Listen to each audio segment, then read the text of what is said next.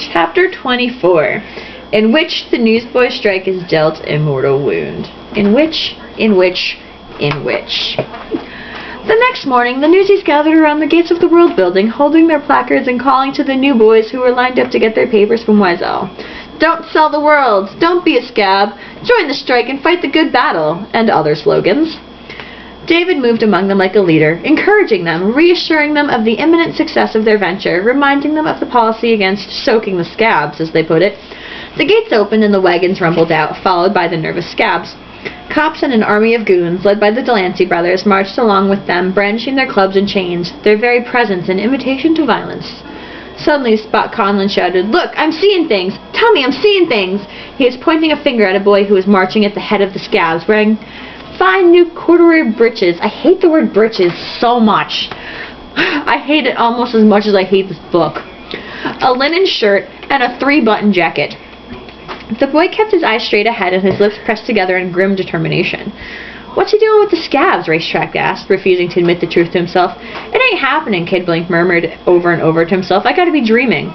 And Mush ran alongside him, shouting, "Hey Jack, it's me, Mush! Look at me, will you?" "Where'd he get them clothes?" Boots demanded. Wiesel happened to be passing at that moment, and overhearing Boots' question, he replied, "Mr. Pulitzer picked out the outfit himself. A special gift for his new employee." His worst suspicions confirmed, Spot Conlon went crazy. He rushed toward Jack, screaming, "You sold us out! You dirty scab! I'll murder you!" But when Spot reached the Delancey brothers, they hurled him back so he fell on the cobblestones, banging his head and scraping his face. Poor Spot Conlon. David ran along beside Jack, being careful to keep his distance from the goons. "Is this why you wouldn't escape last night?" he shouted. "Why'd you sell out, Jack? Why'd you do it? Not just for a new suit of clothes. He must have given you money, too. And what else, Jack? What else?" He's a nag. Jack couldn't have given you more than I could. Right? He can never give you as much as I can give you, Jack. Jack avoided his eyes, and that made David even angrier. "You lie about everything," he went on. "The headlines, your family in Santa Fe, your devotion to the strike, because nobody really counts but you. Isn't that right? Look at me, darn it." Davy Jacobs said, "Darn it." He must mean business. He means serious business, because he said darn it. He needs to wash his mouth out with soap.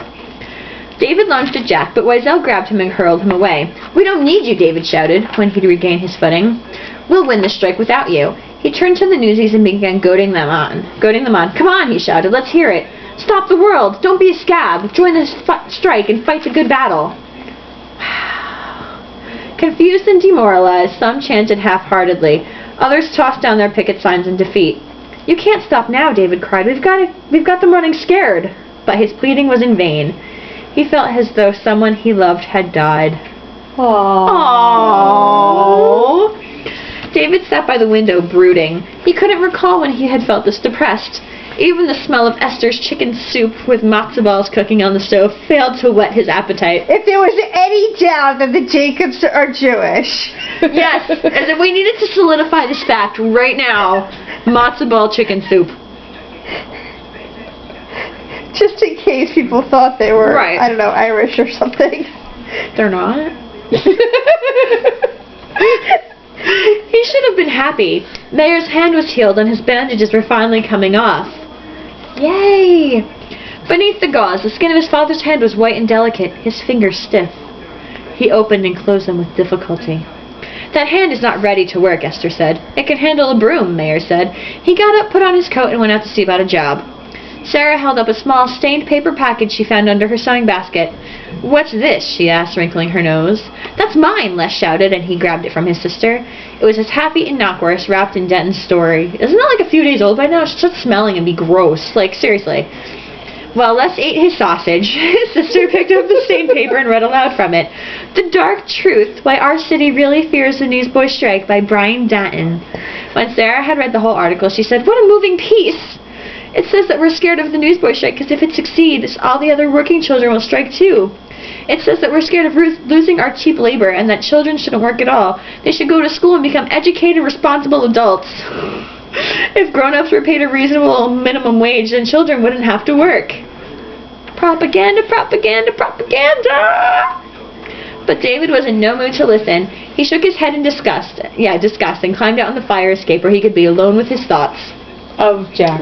of Jack. Chapter 25, in which Jack finds a new home. Pulitzer had decided to move Jack out of the Newsies lodging house for his own safety. He sent him back to get his things in the company of 2 policemen. The other Newsies watched with contempt and muttered insults under their breath as he gathered up his clothes and bedding. The worst moment came when he went to the washroom and pulled from behind the loose bricks beneath the sink the box in which he kept his most valuable possessions. I honestly wish they would have kept this in the movie. Like, this is my favorite, entire favorite part, right here, because it's horrible.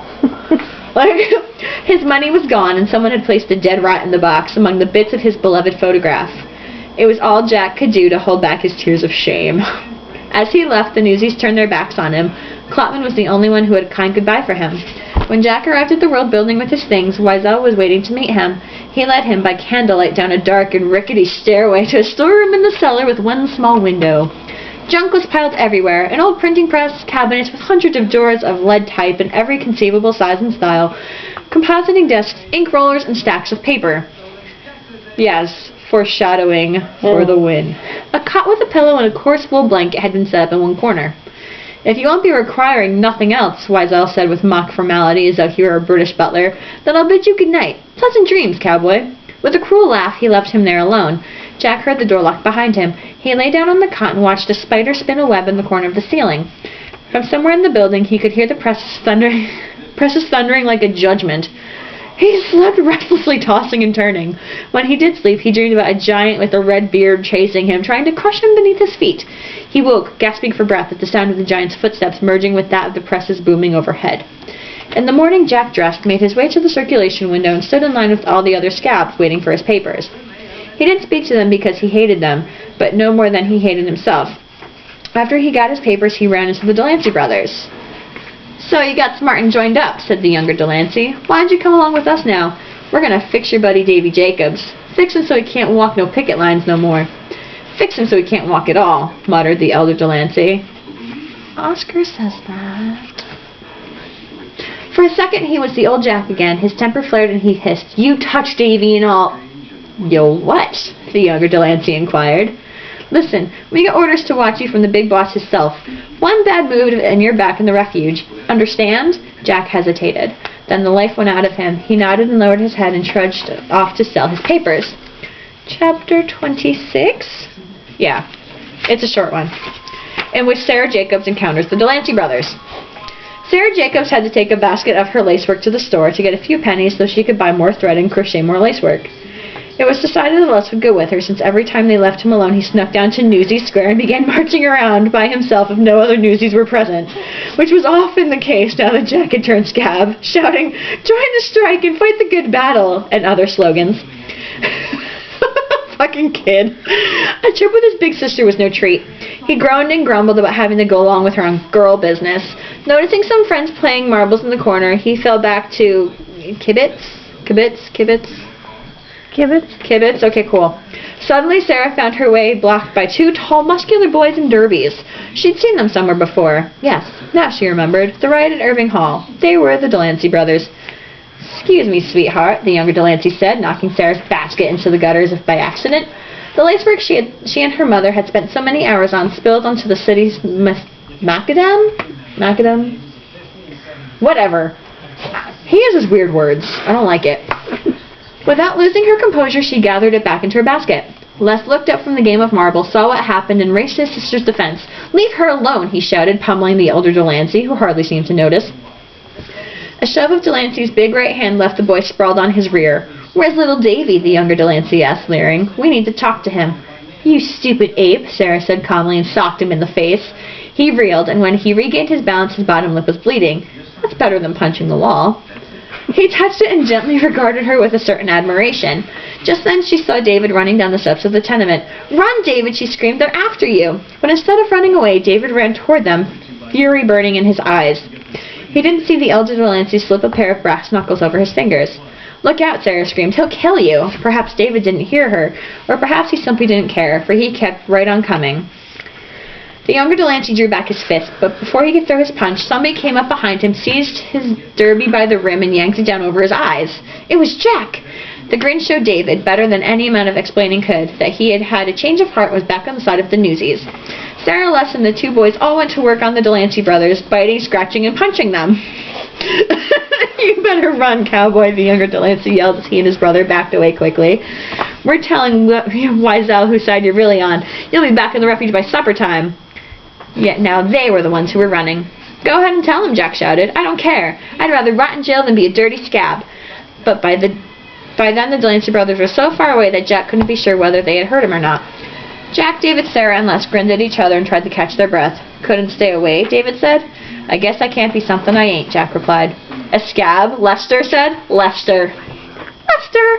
No, Jack said. Smart. They all laughed. To Jack's surprise, Sarah hugged him and they then moved shyly away. End of chapter whatever.